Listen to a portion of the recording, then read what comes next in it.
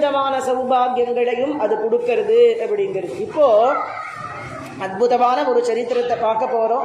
பாபநாசம் அப்படிங்கிறதான க்ஷேத்திரம் அது எங்கே இருக்குதுன்னு கேட்டால் தென்காசிக்கு பக்கத்திலே விளங்கக்கூடியதான க்ஷேத்திரம். அங்கே சுவாமிக்கு பாப விநாச ஈஸ்வரர் அப்படின்னு நாமா. ஏன்னா சதுர்வேதங்களும் அந்த க்ஷேத்திரத்தில் பரமேஸ்வரனை உபாசனை பண்ணின இடம் அது. 4 வேதங்களும் கலாமரம் அப்படிங்கிற மரமாக மாறி முக்கலாலிங்கநாதர்னு வேறு அங்கே பரமேஸ்வரனை ஆராதனை பண்ணின க்ஷேத்திரம் அது. அந்த க்ஷேத்திரத்தில் அம்பாளுக்கு லோகாம்பிகா அப்படின்னு பேர். அவசியம் தரிசிக்கக்கூடிய எல்லோரும் தரிசிக்க வேண்டியதான ஒரு க்ஷேத்திரம் பாபநாசம் லோகாம்பிகா. உலகம்மைன்னு தமிழிலே, சம்ஸ்கிருதத்தில் அம்பாளுக்கு லோகநாயகி லோகாம்பிகான்னு பேர். ஆற்றுல எந்த பிரச்சனை இருந்தாலும், எந்த தீராத வியாதி இருந்தாலும், அது கேன்சர் முதற்கொண்ட வியாதியாக இருந்தாலும் சரி, பாபநாசம் க்ஷேத்திரத்துக்கு போய் அந்த லோகாம்பாளுக்கு விரலி மஞ்சள் இடித்து கொடுப்பார். அங்கேயே உரல் இருக்குது, அங்கேயே உலக்க இருக்குது. நம்ம கையாலேயே விரலி மஞ்சளை இடித்து கொடுத்து அம்பாளுக்கு மஞ்சள் அபிஷேகத்துக்கு கொடுத்து அந்த தீர்த்த பிரசாதத்தை சாப்பிட்டு வந்தால் எப்பேற்பட்ட பிரச்சனையாக இருந்தாலும் சரி, எப்பேற்பட்ட வியாதியாக இருந்தாலும் சரி, புத்திரபாகியம் வேணும்னாலும் சரி, கல்யாணம் ஆகணும்னாலும் சரி, என்ன வேணும்னாலும் இன்னி பரியந்தம் அது நடக்கிறதுங்கிறத கண்கூடாக காணக்கூடியதான ஒரு உண்மை. அப்பேற்பட்ட கருணாமூர்த்தி அந்த க்ஷேத்திரத்திலே விளங்கக்கூடிய லோகநாயகி. அவள் சாட்சாத் பரபிரம்மஸ்வரூபிணி. அந்த லோகாம்பிகா மேலே அபரிமிதமான ஒரு பக்தியோட ஒரு மகாத்மா இருந்த நம்ம அம்பாள் மேலே தமிழிலே ஒரு கிரந்தம் சொல்லுங்கோ அப்படின்னா நாம் என்ன சொல்லுவோம்? அபிராமி அந்தாதி. எல்லோருக்கும் தெரிஞ்சது அபிராமி அந்தாதி. சமஸ்கிருதத்தில் அம்பாளுக்கு நிறைய இருக்கு, எத்தனையோ கிரந்தங்கள் இருக்கு. தமிழிலே அம்பாள் மேலே ஒன்று சொல்லுங்கோ அப்படின்னா அபிராமி அந்தாதி. அபிராமி அந்தாதி மாதிரி நிறைய இருக்கு, நிறைய வெளிப்படலை. அபிராமி அந்தாதி மாதிரி ஒவ்வொரு க்ஷேத்திரத்தில் இருக்கிற அம்பாள் மேலேயும் எத்தனையோ மகான்கள் விசேஷமாக அம்பாள் மேலே பண்ணியிருக்கா. அதில் பாபநாசத்திலே விளங்கக்கூடிய அம்பாள் மேலே செய்திருக்கக்கூடியதான ஒரு ஸ்துதி தான் உலகம்மை அந்தாதி அப்படின்னு பேர். உலகம்மை அந்தாதி. அபிராமி அந்தாதியை பாராயணம் பண்ணினா சகல சௌபாகியங்களும் ஏற்படுறது. ஒரு செய்யுளுக்கும் ஒரு பலன் உண்டு. அபிராமி அந்தாதியில் ஒவ்வொரு செய்யுளுக்கும் ஒரு பலன் உண்டு. ஏன்னா அமாவாசையை பௌர்ணமியாக மாற்றிய நூல் அது, சாதாரணம் கிடையாது. எந்த சரித்திரத்திலையாவது எந்த தேவதையாவது அமாவாசையை பௌர்ணமியாக மாற்றினால் இருக்கோ? 18 புராணங்கள் இருக்குது, 18 உபபுராணங்கள் இருக்குது, எத்தனையோ தந்திரங்கள் இருக்குது, எத்தனையோ க்ஷேத்திர புராணங்கள் இருக்குது. எந்த புராணத்திலையாவது எந்த தெய்வமாவது அமாவாசையை பௌர்ணமியாக மாற்றிட்டு, அதாவது காலத்தை மாற்றியது. எந்த தெய்வமும் காலத்தை மாற்றாது. காலத்தை கடந்தவோ அம்பாள் ஒருத்தி தான். கால சங்கர்ஷினின்னு பேர். காலத்திற்கு வசப்பட்டவர்கள் எல்லா தெய்வங்களும். இவ மாத்திரம்தான் காலத்தையே சாப்பிட்றவோ. விஸ்வகிராசா, மகாகிராசா, கவலங்கவனமாக சாப்பிட்றவோன்னு இருக்கும். எது என்ன பிரம்மாண்ட கோடிகளை சிரிச்சுண்டு அப்படி தாமர புஷ்பத்தை ஏந்திண்டு வராம்பயத்தை காமிச்சுண்டு நிற்கிறாங்க. அங்கே பாஷாங்குஷத்தை ஏந்திண்டு உட்காண்டிருக்காளே. பிரளய காலத்தில் இவன் எப்படி இருப்பான்னு கேட்டாக்க தேவர்களும் அவள் பதியாக இருக்கிற பரமேஸ்வரனுமே நடுங்கும்படியான மகா உக்ரஸ்வரூபத்திலே விளங்கி கொண்டு பிரம்மாண்ட கோடிகளை எல்லாம் ஒரு கவளமாக எடுத்து அப்படியே வாயில் போட்டுப்பாளாம். அப்பேற்பட்ட ஸ்வரூபம் அந்த பகவதியினுடைய ஸ்வரூபம். எதற்கு சொல்ல வந்தது அப்படின்னு கேட்டார். அப்படி அந்த பாபநாச க்ஷேத்திரத்திலே விளங்கக்கூடிய லோகநாயகியான ஜெகன்மாதாவின் மீது நமசிவாய கவிராயர் அப்படின்னு ஒரு பெரிய மகாத்மா. அவர் அம்பாளை தவிர வேற ஒன்றுமே தெரியாது. இந்த லோகத்தில் அப்படி இருக்கிறவாட எல்லாரும் பித்தும்பா. என்ன எப்போ பாரு அம்பாள் அம்பாள்னு, எப்போ பாரு சுவாமி சுவாமின்னு. ஆனால் அந்த தெய்வமானது அவன் மகிமையை எப்போ வெளிப்படுத்துறதோ அப்போதான் இவர் சாதாரணப்பட்டவர் இல்லை, இவர் பெரிய மகாத்மாங்கிறது தெரியும். அது வரைக்கும் என்ன பண்ணுவோம், அவரோட பிட்டு மாதிரி அப்படின்னு தான் நினைச்சுட்டு இருப்போம். அது மாதிரி நமசிவாய கவிராயர் எப்பேற்பட்டவர்னு கேட்டாக்க, அம்பாளை தவிர வேற ஒரு சிந்தனை இல்லாதவர், சதா தேவி தியானத்திலே விளங்கக்கூடியவர், தேவியினுடையதான ஒரு வைபவத்தை சிந்தனை செய்து கொண்டு ஜெகன்மாதாவை ஆராதனை செய்து கொண்டு விளங்கக்கூடியவர். அவர் என்ன பண்ணினார்னு கேட்டால், ஒரு நாளைக்கு பாபநாச க்ஷேத்திரத்திலே லோகநாயகியை தரிசனம் பண்ணிட்டு நித்தியமும் அவர் என்ன பண்ணுவார்னா, கோவிலுக்கு போவார், நாள் தவறாம க்ஷேத்திரத்திற்கு போவார்.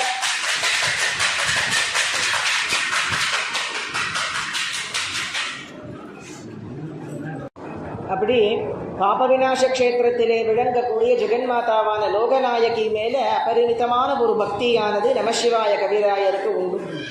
நித்தியமும் என்ன பண்ணுவார்னு கேட்டால், சுவாமியையும் அம்பாளையும் தரிசனம் பண்ணிட்டு அர்த்தஜாம பூஜை முடிஞ்ச உடனேயே அவ ஆத்துக்கு போவார். அப்போ என்ன பண்ணுவார்னு கேட்டால், ஜெகன்மாதா மேலே ஒரு விசேஷமான ஒரு பாடல்களை பாடிக்கொண்டு அம்பாள் மேலே அபிராமி அந்தாதி மாதிரி கிரந்தங்கள் இருக்கு இல்லையா, அந்த மாதிரி நிறைய பண்ணியிருக்கார். உலகம்மை அந்தாதி, உலகம்மை கொச்சகக்கலிப்பா, உலகம்மை பிள்ளை தமிழ்னு லோகாம்பிகை மேலே நிறைய கிரந்தங்களை விசேஷமாக பண்ணியிருக்கார். அப்படி அம்பாள் மேலே பாடிண்டே ஆற்றுக்கு போவாராம் நாள் தவறாம. அதாவது நம்ம என்ன நினைக்கிறோம், நம்ம அம்பாள் மேலே பாடினோம் அப்படின்னு சொன்னால் அம்பாள் அதை கேட்குறாளா அப்படின்னு நமக்கு பிரத்யக்ஷமாக அம்பாள் கேட்குற, அதுக்கு சந்தேகமே வேண்டாம். ஏன்னா நம்ம ஒரு ஜீவராசியையும் அவள் பெற்ற குழந்தையாகத்தான் பார்க்கறாங்கிறது சாஸ்திரம். நம்ம அவளை பெற்ற அம்மாவா பார்க்கணும், அதுதான். இது யார் சொல்கிறா? நீங்களே சொல்கிறேடா, அதை நான் சொல்லலை. லலிதோபாகியானத்திலே தேவர்கள்லாம் சொல்கிறா, ரிஷி கூட்டங்கள் எல்லாம் சொல்கிறா. அவள் என்ன பண்ணினாலும் அத்தனை பேரும் காமேஸ்வரனுக்கும் காமேஸ்வரிக்கும் கல்யாணம் ஆறுது, லலிதா பரமேஸ்வரிக்கும் காமேஸ்வரனுக்கும். அத்தனை ரிஷி கூட்டங்களும் தேவர்களும் அம்பாளுடைய பாதார விந்தத்தை சரணாகதி பண்ணி நமஸ்காரம் பண்ணுறா. அப்போ அந்த ரிஷிகள் ஒருத்தருக்கு பேசிக்கிறாளா, என் மேலதான் அம்பாளுக்கு அதிக பாசம், என் மேலதான் அம்பாளுக்கு அதிக பாசம் அப்படின்னு. அப்படி ஒத்தொத்தரும் தனித்தனியாக என்னுடைய குழந்தைங்கிற பாவனையோட அம்பாள் அத்தனை பேருக்கும் அனுகிரகத்தை செய்யறா அப்படின்னு சொன்னா, ஒரு ஜீவராசியையும் தன் பெற்ற குழந்தையாக அம்பாள் பார்க்கிற அனுகிரகத்தை செய்யறா. ஏன்னா ஏதோ மகாராஜ்னியா மாத்திரம் அம்பாள் இல்லை, ஸ்ரீ மகாராஜ்னி, ஸ்ரீமத் சிம்ஹாசனேஸ்வரி, அவ மகாராணி, அவளை நெருங்க முடியாதுன்னு இல்லை. ஸ்ரீமாதான்னு ஆரம்பிக்கிறது சகஸ்ரநாமம். ஒரு எந்த சகஸ்ரநாமாவது ஸ்ரீமாதான்னு ஆரம்பிக்கிறதோ? அம்பாளுக்கு 1000 சகஸ்ரநாமங்கள் இருக்கு, மற்ற தேவதைகளுக்கு எத்தனையோ சகஸ்ரநாமங்கள் இருக்கு. எந்த சகஸ்ரநாமாலையாவது ஸ்ரீமாதான்னு ஆரம்பிக்கிறதா? என்ன ஸ்ரீமாதான்னு நீங்க சொல்றதே அம்பாள் பேரு தான். அம்மான்னு நீங்க சொல்றதே அவளைத்தான் சொல்றேன். நீங்க பெற்ற தாயார சொல்றீங்கன்னு நீங்க நினைச்சுக்கிறேன். அவளை மாத்திரம் குறிக்கல, அது அவளையும் சேர்த்து குறிக்கிறது. அதனால தான் அவளுக்கு மேல கருணாமூர்த்தி கிடையாது. நாம் அவள் எப்படி நம்ம சொந்த குழந்தையா ஒவ்வொரு ஜீவராசியையும் நினைக்கிறாளோ, அது போல நாம பெற்ற தாயாரா அவளை பாவிச்சுண்டு அவகிட்ட அஞ்ஞான் பிரேமையோட கூட எப்பொழுதும் இருக்கணும். பிரேம ரூபாயை நமஹா, அன்பே வடிவானவள் சகஸ்ரநாமா சொல்றது. பிரேம ரூபா பிரியங்கரி.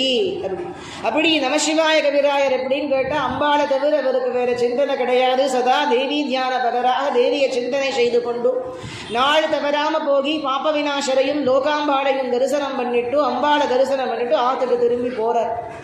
போகும் பொழுது என்ன பண்ணுவார்னு கேட்டாக்க, தேவி பரமாக விளங்கக்கூடியதான அந்தாதிகளையும் செய்யுள்களையும் பாராயணம் பண்ணிண்டே, நம்ம எவ்வளவு பாராயணம் பண்றோமோ அவ்வளவு அம்பாள் நம்ம பக்கத்தில் இருக்கா. அதுக்கு தான் உபாசனை அப்படின்னு பேரு.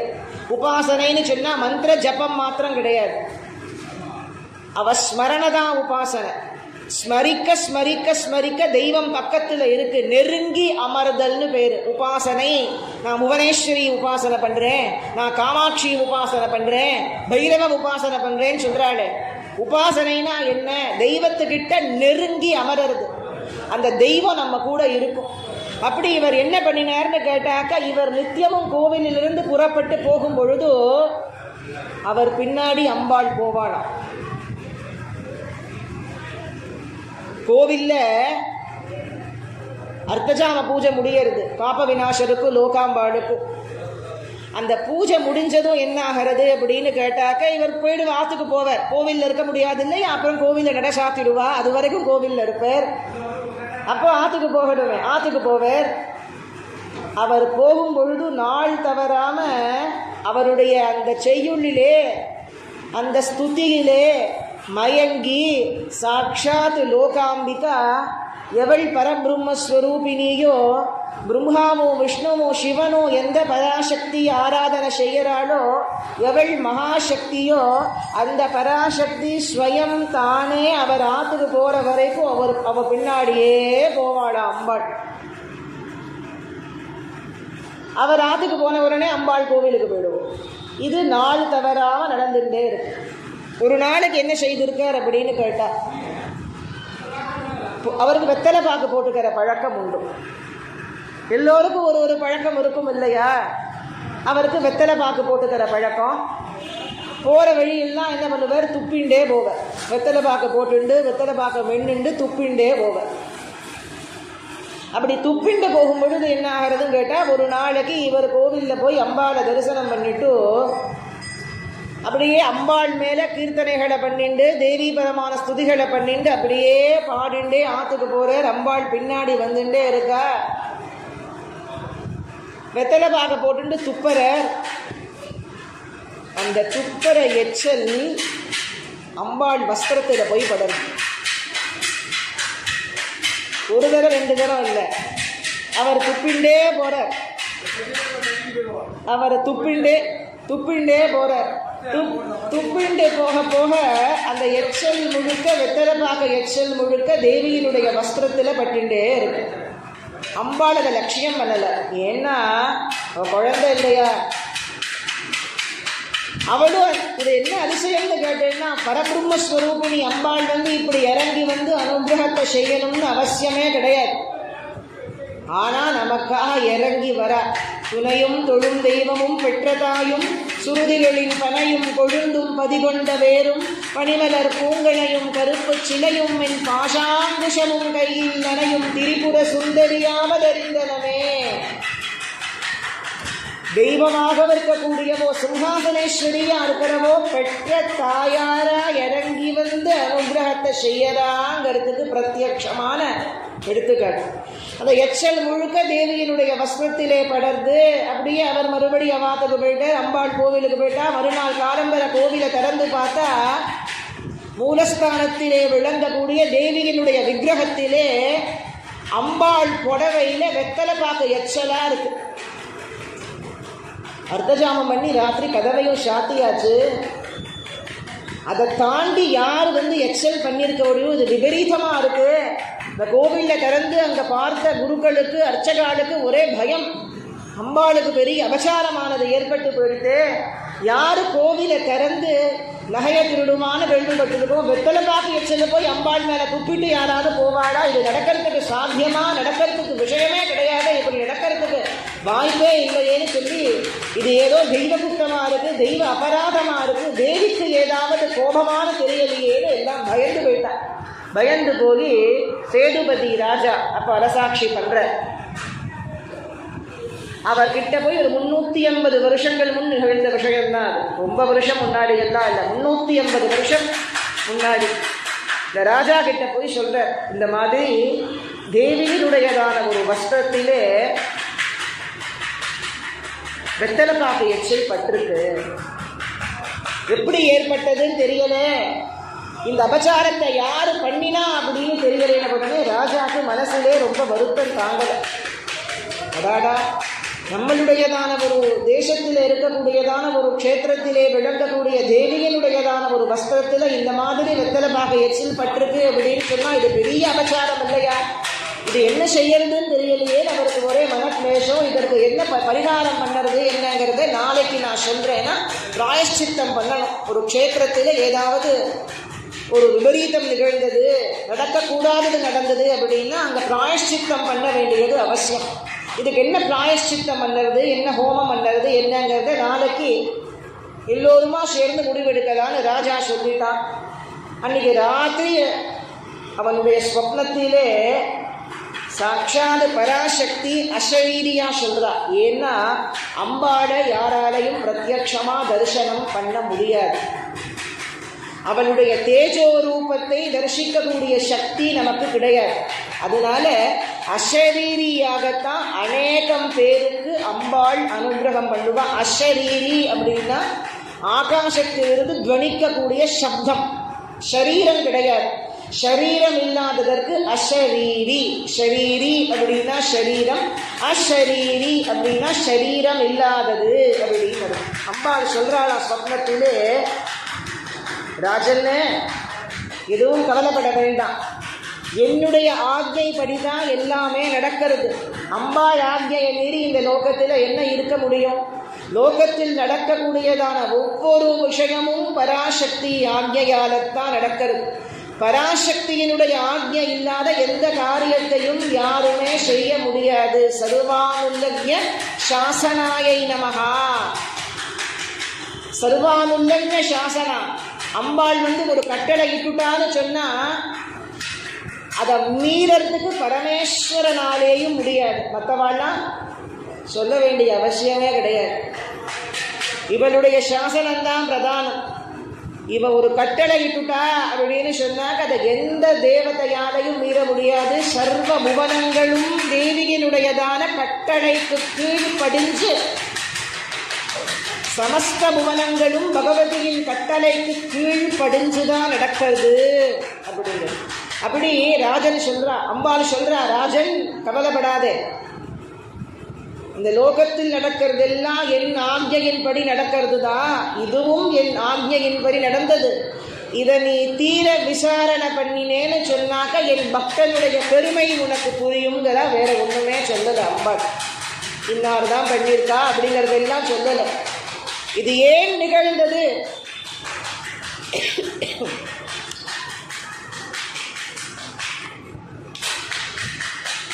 அப்படிங்கிறத நீ தீர விசாரிச்சேன்னு சொன்னா என் பக்தனுடைய மகிமை உனக்கு தெரியும் அப்படிங்கிறா பகவதி. அவனுக்கு ரொம்ப கிளேசம். என்னடா அது, அம்பாள் இந்த மாதிரி ஒரு உத்தரவு கொடுத்துருக்காளே அப்படின்னு அவனுக்கு ஒரு கிளேசம் ஏற்படுறது. அப்புறம் விஷயம் தெரிகிறது, அம்பாள் மேல அபரிமிதமான பக்தியோட விளங்கக்கூடிய நமசிவாய கபிராய வெத்தலை பாக்கு போட்டுண்டு போற. அப்போ இவர் தான் இந்த காரியத்தை செய்திருக்கணும்னு ராஜாவுக்கு ஒரு சந்தேகம் ஏற்படுறது. ஏன்னா அந்த கோவிலுக்கு வரவர் அவர் தான், அம்பாள் மேல் அபரிமிதமான பக்தியோட இருக்கிறவர் அவர் தான், வெத்தலை பாக்கு போடுறவர் அவர் தான். அப்போ வெத்தலை பாக்கு எச்சில் அம்பாள் மேல இருக்குன்னா அதற்கு இவர் ஏதோ காரணமா இருக்கணும், இவரை விசாரிச்சா உண்மை தெரியும் அப்படின்னு தீர்மானம் பண்ணிவிடுறான். ராஜ சேவகர்களை வாத்துக்கு அனுப்புறான். இந்த நிமிஷம் ராஜா உங்களை உலகம்மையினுடைய கோவிலுக்கு வர சொல்றார், உடனே வரணும், இது ராஜ உத்தரவு, அம்பாள் சந்நிதிக்கு வாங்கோ. ராஜ உத்தரவுன்னா மீற முடியாது. அந்த காலத்துல எல்லாம் தண்டனை உண்டு. வரல அப்படின்னாக்க அதுக்கு தண்டனை கடுமையா இருக்கும். இவருக்கும் பயம், நம்ம எந்த அபராதமும் பண்ணவே இல்லையே, சிவனேன்னு கோவிலுக்கு போறோம், அம்பாளை தரிசனம் பண்றோம், திரும்பி ஆத்துக்கு வரோம், ராஜா நம்மளை எதுக்கு கூப்பிடணும், நமக்கும் ராஜாவுக்கும் என்ன சம்பந்தம், ராஜ விவகாரங்கள்ல நம்ம தலையிடுறது கூட கிடையாது, நமக்கும் அதுக்கும் சம்பந்தமே கிடையாது. அப்படி இருக்கும்பொழுது இவர் எதற்கு நம்மளை கூப்பிடுறான்னு தெரியலையே. சரின்னு இவரும் பயந்துட்டே போற கோவிலுக்கு போற. கோவிலுக்கு போனா அம்பாள் கையில 2 கை அம்பாளுக்கு மீனாட்சி மாதிரி தான் இருக்கும். அங்க உலகமே மீனாட்சி மாதிரி ஒரு கையை தொங்க விட்டுண்டு ஒரு கையில கிளி ஏந்தின்னு இருக்கும். கிளி ஏந்தின்னு இருக்கக்கூடியதான கையில தங்கத்தால் ஆன ஒரு புஷ்ப செண்டு அதை கட்டியிருக்கான். தங்கத்துல புஷ்ப செண்டு, அதை பக்கத்துல ஒரு தூண், அந்த தூணோட ஒரு தங்க கயிறால தங்க நானால கட்டியிருக்கான் அந்த தூணுல.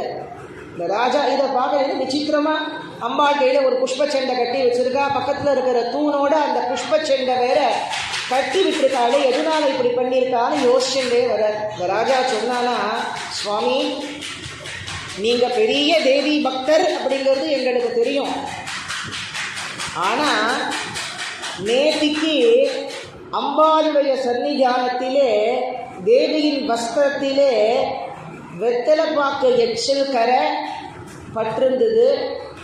அதுவும் அடர்த்தியா நிறைய தடவை துப்பினாப்புல இருந்தது.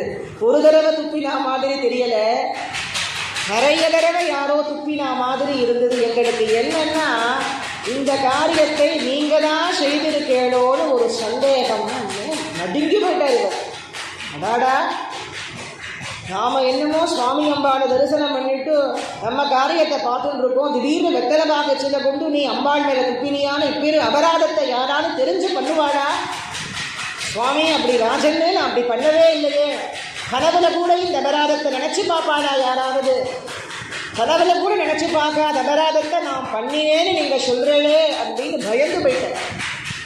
இல்லை, நீங்க தான் பண்ணிருக்கேள் அப்படிங்கிறது அனுமானம் எங்களுக்கு. ஏன்னா இந்த காரியத்தை வேற யாரும் பண்ணுறதுக்கு துணிச்சல் இல்லை.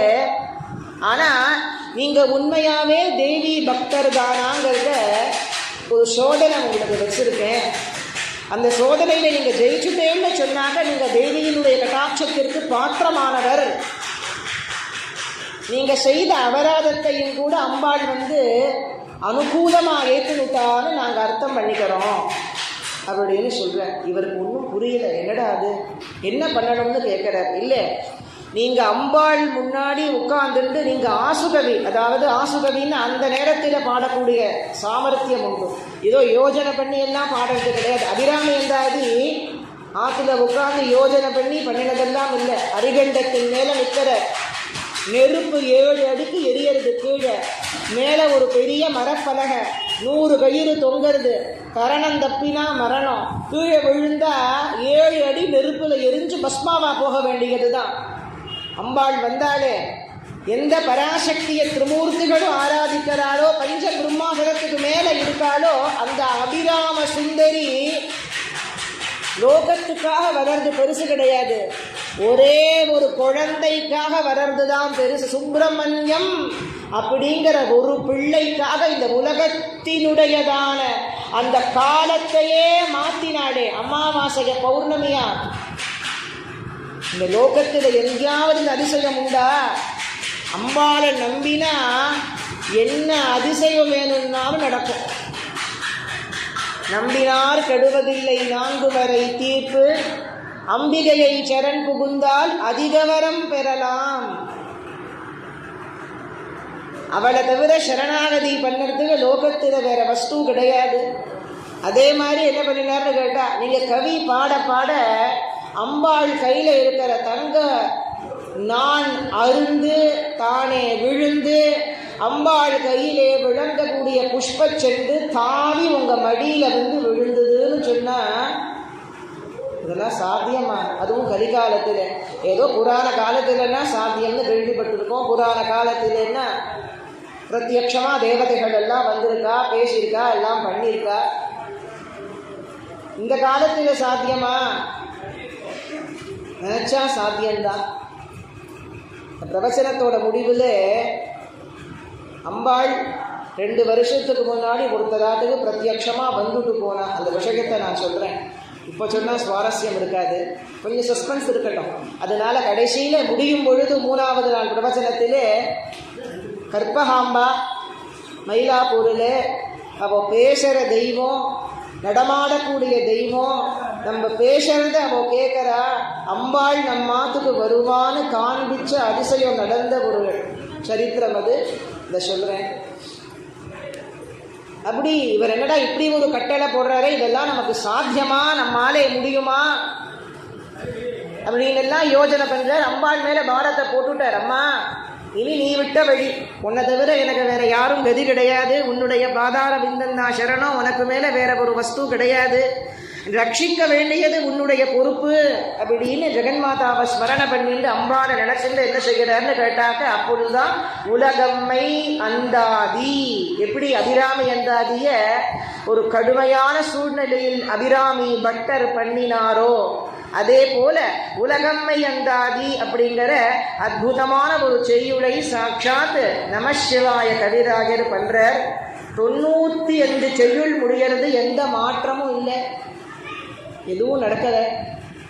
மனசுக்குள்ள இவருக்கு கவலை, அடாடா என்ன செய்யறதுன்னு தெரியலையே. அம்மா லோகாம்பிகே, உனக்கு மேலே வேற வஸ்து கிடையாது, ஆதி பரபிரம்மஸ்வரூபிணியா விளங்கக்கூடியவள் நீதான்.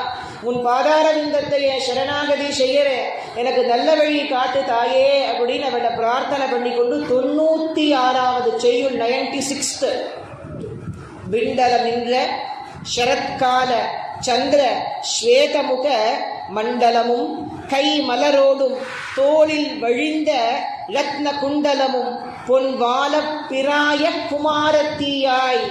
9 வயசாடு வாலை பிராய குமாரத்தி, பாலா திரிபுர சுந்தரின்னு சொல்றோமே, அந்த மாதிரி குண்டலமும் பொன் வால பிறைய குமாரத்தியாய் செண்டவர் செங்கை உலகாள் என் நாவில் சிறந்தனளே.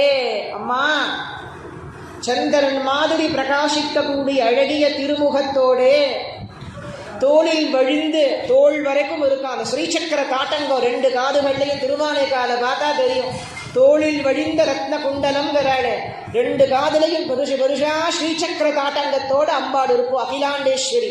அப்படி தோளில் வழிந்த ரத்ன குண்டலத்தோடே அழகிய முகமண்டலத்தோடே கையில புஷ்பத்தை ஏந்தி கொண்டு சாட்சாத் பாலா திரிபுர சுந்தரியாக விளங்கக்கூடிய உலகம்மையே, என் நாவில் சிறந்தனளே, என் நாவில் நீ விளங்குவது உண்மையானால் எனக்கு உன் அனுகிரகத்தை காட்டு. அது அடங்கி இருக்கு. அனுகிரகத்தை காட்டுங்கும்படியாக பாடி முடிச்ச அடுத்த க்ஷணம் அத்தனை பேர் பார்த்துட்டு இருக்கா. எங்கேயோ யாருமே பார்க்காத பொழுது நடந்தது கிடையாது. ராஜாவினுடைய சபையிலே அத்தனை பேரும் பார்த்து கொண்டு இருக்கா. சுத்தி அத்தனை மக்கள் இருக்கா. அம்பாளோட கையிலிருந்து கட்டின அந்த தங்க 4 தானே அருந்து விழுந்து அம்பாள் கையிலே விளங்கக்கூடிய மலர் செண்டு அப்படியே அம்பாள் தூக்கி போட்டா எப்படி இருக்கும்? தான் கையில இருந்து அவர் இங்கே உட்காண்டிருக்கார், அம்பாள் இங்கே உட்காண்டிருக்கா. தான் கையில இருந்து அப்படி தூக்கி போட்டா எப்படி இருக்கும்? அப்படி அம்பாள் தூக்கி போட்டா மாதிரி அந்த மலர் செண்டு அவர் கையில விழுந்தது. அப்படின்னா பேசக்கூடிய தெய்வமா விளங்கக்கூடியவள் லலிதா மகா திரிபுர சுந்தரியான லோகநாயகி அப்படிங்கிறதுல என்ன சந்தேகம்? அப்படியே கதறி பகவதியினுடைய பாதாரவிந்தத்தில் விழுந்து நமஸ்காரம் பண்ணி மேலும் 4 செய்யுளை பூர்த்தி பண்ணி உலகம்மை அந்தாதி அப்படின்னு அம்பாளுடைய பாதாரவிந்தத்தில் அர்ப்பணம் பண்ணினர். அதை பாராயணம் பண்ணினா முக்கியமா அது வியாதிக்கு, எப்பேற்பட்ட வியாதியா இருந்தாலும் உலகம்மை அந்தாதியை கத்துண்டு பாராயணம் பண்ணினா சரியா போயிடும். அது அந்த